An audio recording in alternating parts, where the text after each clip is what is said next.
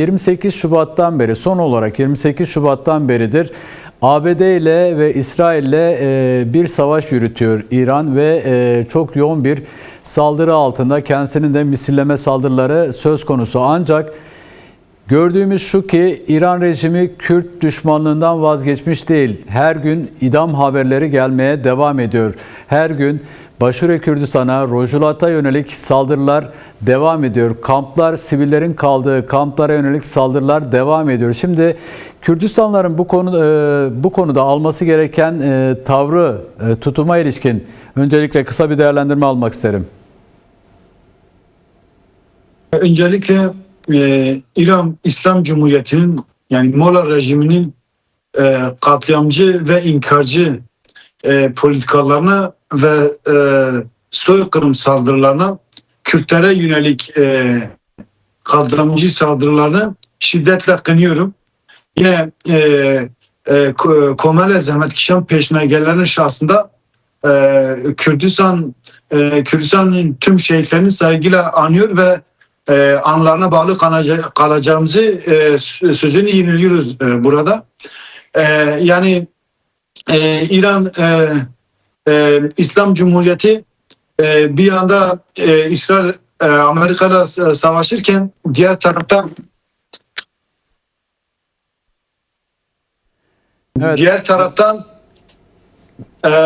Eval Kerem, demokrasi güçlerinin, farklı seslerin İran içerisinden muhalefetin yükselmemesi için büyük bir korkuyla kendi içerisindeki muhalefet saldırmaktadır.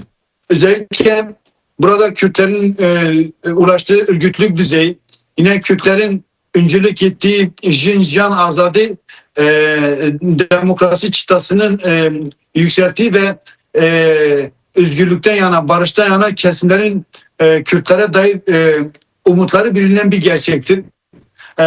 İran İslam rejimi bu sesleri kısmak adına, yani kendi politikalarını soykırım ve imha politikalarını dayatmak adına bir korku politikasını geliştirmeye çalışıyor. Bu yöntemle Kürtleri susturma ve kendi ana demokratik ve doğal haklarında geri adım attırmaya çalışıyor. Bu politikalar yeni değil, eskinin devamıdır. Yüzyıllardır İran rejimi bu yöntemle ne Kürtleri bitirebildi, ne de Kürtlerin özgürlük ve demokrasi taleplerine geri adım attırabildi. Şimdi buna yönelik Kürtlerin atacağı adım, sergileyici tutum çok açıktır.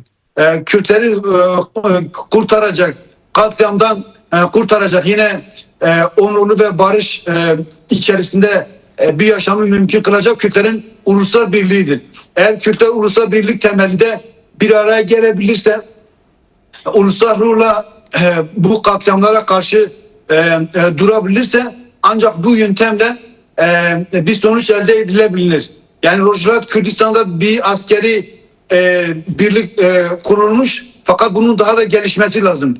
Özellikle toplumsal alanda, yine demokratik anlamda, yine diplomasi anlamda Kürtlerin tek bir sesle parti çıkartlarını gözeterek değil, şahısların ön plana çıkartarak değil, Rojulat Kürdistan'ın şahsında Kürtlerin ulusal çıkarlarını temel olarak, esas alarak hem pratik eylemsellik hem de diplomasinin bu temelde geliştirmesi lazım. Kürtleri kurtaracak, zafere götürecek, Kürtlerin ulusal birliğinde geçmektedir.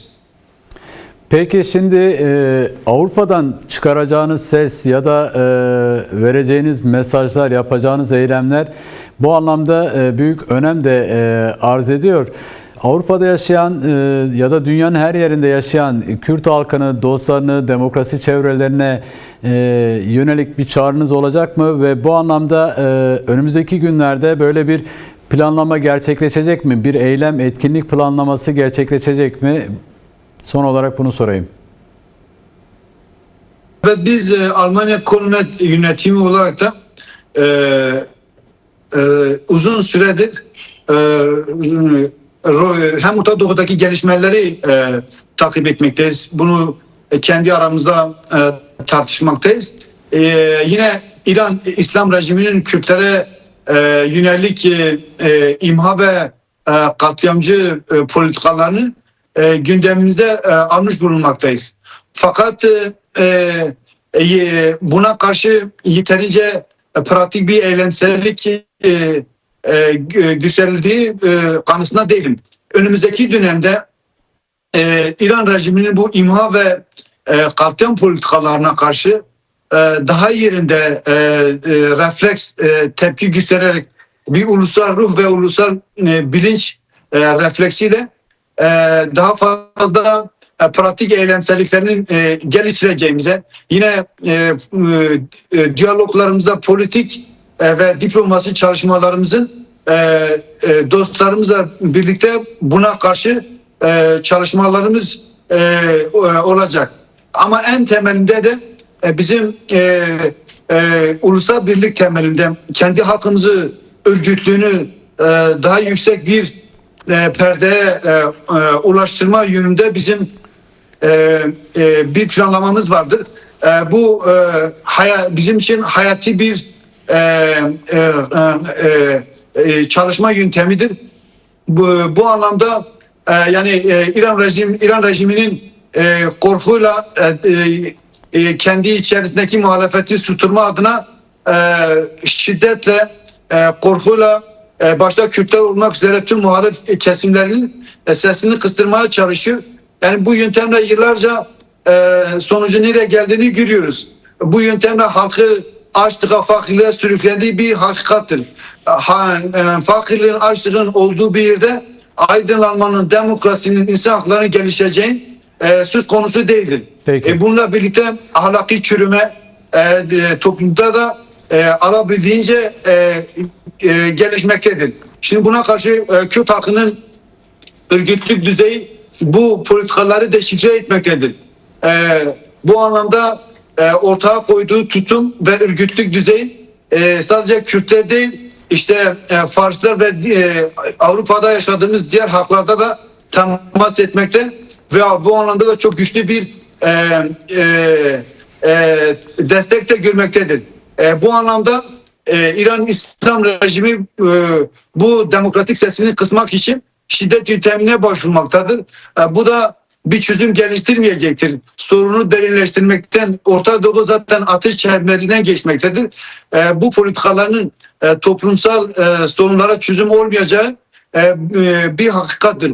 Bu temelde biz de kurum olarak önümüzdeki dönemde daha fazla halkın örgütlü düzeyini geliştirmek, yine pratik eylemlerimizi daha fazla kitleselleştirerek büyütmek, yine politik diplomasi çalışmalarımızı en geniş çerçevede sürdüreceğimizi burada belirtebilirim.